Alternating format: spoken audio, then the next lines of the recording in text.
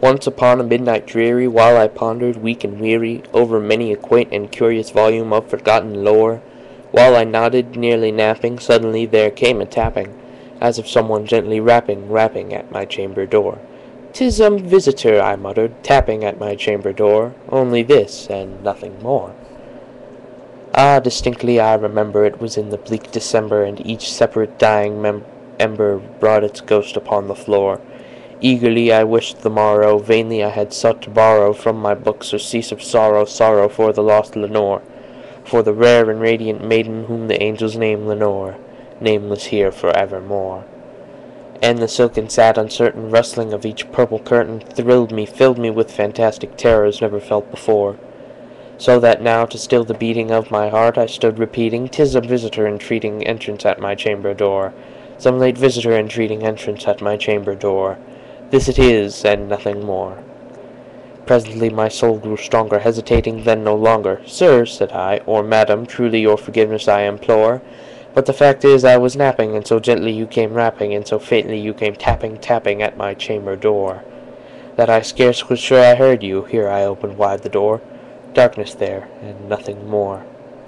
Deep into that darkness peering, long I stood there, wondering, fearing, doubting, dreaming dreams no mortal ever dared to dream before. But the silence was unbroken, and the darkness gave no token, and the only word there spoken was the whispered word Lenore. This I whispered, and an echo murmured back the word Lenore, merely this, and nothing more. Back into the chamber turning, all my soul within me burning, soon I heard again a tapping somewhat louder than before. "Surely," said I, "surely that is something at my window lattice. Let me see what thread is, and this mystery explore. Let my heart be still a moment, and this mystery explore. 'Tis the wind, and nothing more."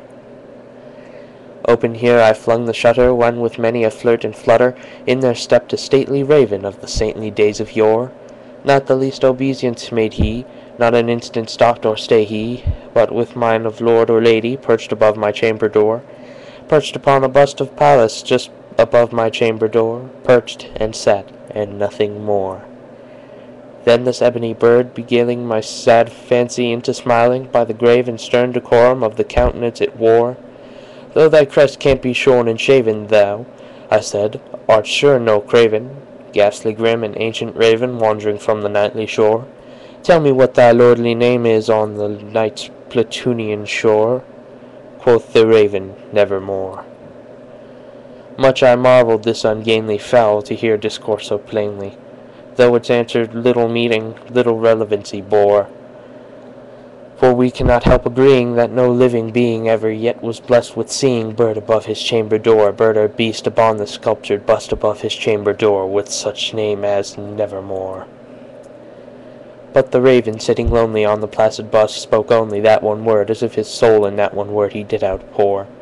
Nothing farther than he uttered, not a feather then he fluttered, till I scarcely more than muttered, "Other friends have flown before. On the morrow he will leave me, as my hopes have flown before." Then the bird said, "Nevermore." Startled at the stillness broken by reply so aptly spoken, "Doubtless," said I, "what it utters is its only stock and store, caught from some unhappy master, whom unmerciful disaster followed fast and followed faster, till his songs one burden bore, till the dirges of his hope that melancholy burden bore, of never, nevermore." But the raven still beguiling all my sad soul into smiling, straight I wheeled a cushioned seat in front of the bird and bust and door. Then upon the velvet sinking, I betook myself to linking fancy unto fancy, thinking what this ominous bird of yore, what this grim, ungainly, ghastly, gaunt, and ominous bird of yore meant in croaking "Nevermore." This I sat engaged in guessing, but no syllable expressing to the fowl whose fiery eyes now burned into my bosom's core. This and more I sat divining, with my head at ease reclining on the cushion's velvet lining, that the lamplight gloated over, but whose velvet violet lining with the lamplight gloating over, she shall press, nevermore. Then, methought, the air grew denser, perfumed from an unseen censer, swung by angels whose faint footfalls tinkled on the tufted floor. "Wretch," I cried, "the God hath lent thee, by these angels he has sent thee." Respite, and nepenthe from thy memories of Lenore. Quaff, oh quaff, this kind nepenthe, and forget this lost Lenore, quoth the raven, nevermore. Prophet, said I, thing of evil, prophet still if bird or devil, whether tempter sent or whether tempest tossed thee here ashore.